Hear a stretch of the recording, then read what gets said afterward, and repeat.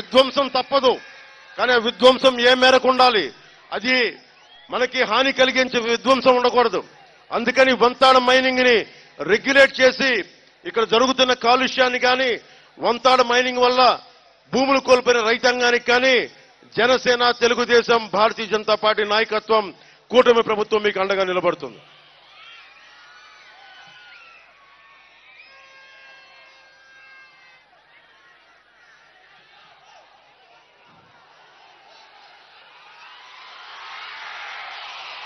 మీరెవ్వరు ఇనే పరిస్థితిలో లేరు ఈ రోజున కదా.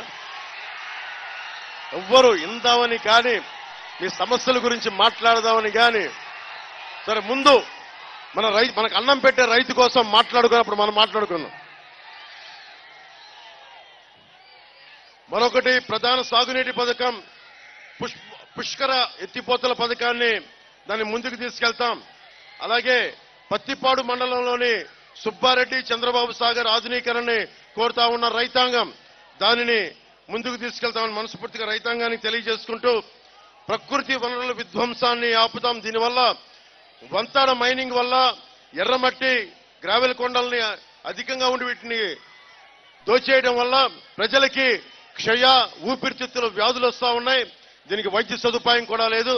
ముందుగా దీన్ని మైనింగ్ ని రెగ్యులేట్ చేసే బాధ్యత జనసేన, టీడీపీ, కూటమి ప్రభుత్వం తీసుకుంటుంది.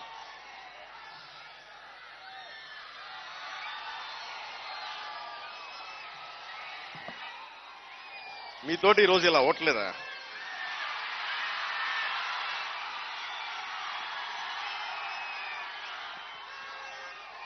మీరు మార్పు కోరుకుంటున్నారా? వైఎస్ జగన్ ప్రభుత్వం కావాలా? వైసీపీ ప్రభుత్వం కావాలా? మీకు మార్చాలా వద్దా? దానికి నేను మీకు మాటిస్తున్నా. జెండాలు దించామా కొంచెం. నేను మీకు మాటిస్తున్నా, దశాబ్దం నుంచి రోడ్ల మీద ఉన్నాను.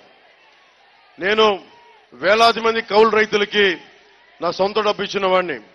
జనసేన మద్దతుదారులు స్వచ్ఛందంగా వచ్చి ఇచ్చినవాడిని. తూర్పుగోదావరి జిల్లా రైతాంగానికి, పత్తిపాడు జిల్లా రైతాంగానికి నేను మాటిస్తున్నా, నేను మీకు అండగా ఉండేవాడిని. కూటమి ప్రభుత్వం మీకు అండగా ఉంటుంది.